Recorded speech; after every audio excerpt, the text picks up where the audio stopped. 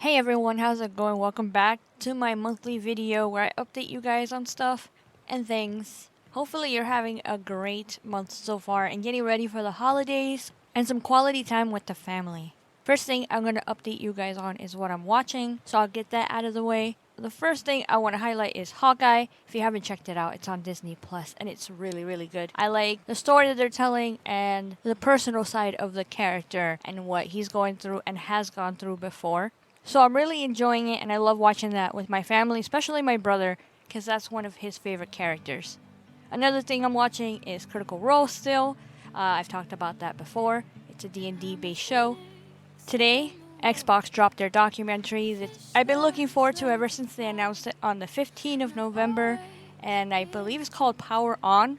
So you basically get the backstory, the history of how Xbox was conceived, and all the trial and tribulations that they went through. The next thing I haven't really watched, but I know that it's out there and I'm gonna try to find the time to watch it, and that is the Game Awards. I've only seen random trailers here and there, and I did tune in a couple of times, and I saw some of my friends streaming it live and doing live reactions and making fun of it and stuff like that. Which is really cool because the chat was having fun with it.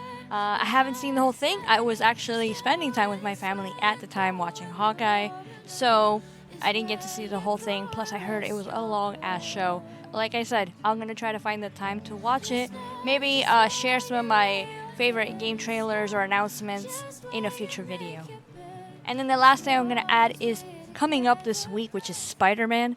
It's gonna come out, and my brother already pre-ordered the tickets, so we're looking forward to watching that on Thursday or Friday. I think it was Friday actually. So yeah, I can't wait to see that. That's gonna be a good time, and I'm going to rewatch some of the Spider-Man movies with my partner so she could catch up a little bit more. Now let's talk about some of the games that I've been playing, and right off the bat, everybody knows that Halo campaign finally came out, so everybody's talking about it, everybody's playing it. I haven't gotten spoiled, which I'm really happy about, so don't you dare. So I'm enjoying the game so far. I'm kind of slow on the beginning because I had some audio issues with the game.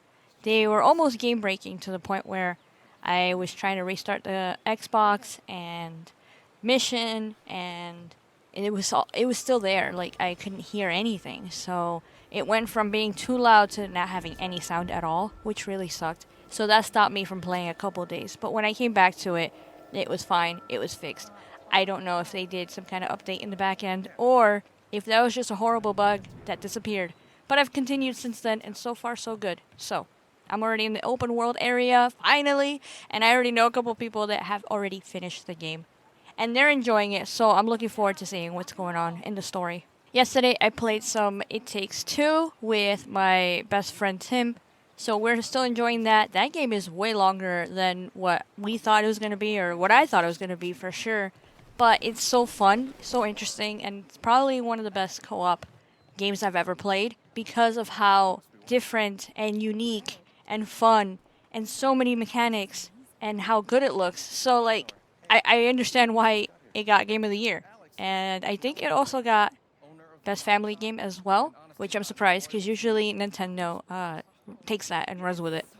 Some other games I'm playing on the side, as you can see, got Life is Strange right here. Finally playing it on my Steam account, and I still haven't finished it over on the Xbox account, but the fact that I played it with my partner and I saw the whole game all the way through on her account tells me that this is definitely my game of the year. I loved it so much, so I can't wait to play it on my accounts and play it differently than what she did and do different things. So, I really like this game. I love the storyline.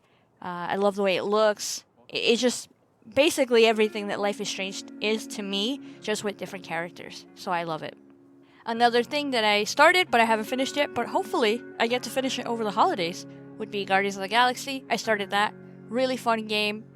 A lot of what people were saying were spot on. This game is so fun. It looks good. It plays very well.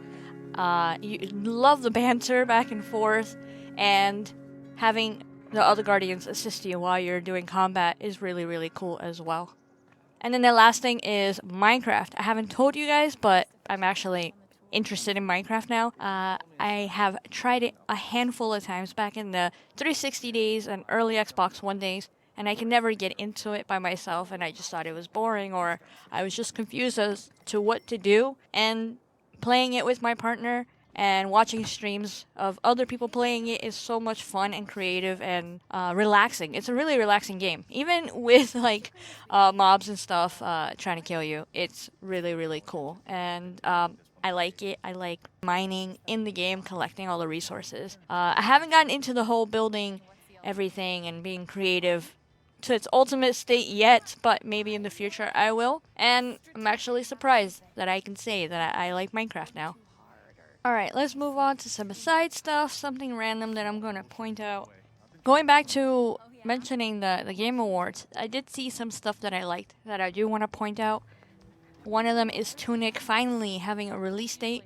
So that was coming out in March, and I can't wait. I've been waiting for this game for a while, and I played all their demos and everything like that too, whether it be on the console or on the PC, and I really, really like it. It's not my usual type of game that I have played in the past or enjoyed, but I really hope that I can get through this one. It looks very challenging, it looks really fun, and obviously with the fox on there is super cute. Another game that got teased, and I don't know how I feel about this, would be Alan Wake 2. Everybody's saying, or I'm pretty sure they said that it's going to be a survivor horror game.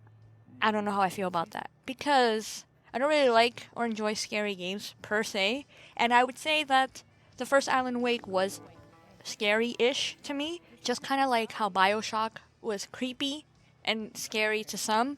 I enjoyed both of those games. And the scariest game I've ever played and beaten was Dead Space 1, and I really liked that game a lot. I never finished the second one because I thought it was too scary. Same thing with Resident Evil 7. Too scary, never finished it, but I did start that. Yeah, the game itself, I was like, no, I can't do this. And I wonder what they're going to do with Alan Wake. Is it going to be scarier? Is it going to be creepier? Is it just going to be trying to survive in a dark setting? I don't know, but I'm interested to see what they do with it. Hopefully, I like it just like how I liked and enjoyed the first one, even if I wasn't 100% pleased with the ending of the first game. That's my own thing. But I still enjoyed the game because I loved everything leading up to the ending and the gameplay and how interesting it was.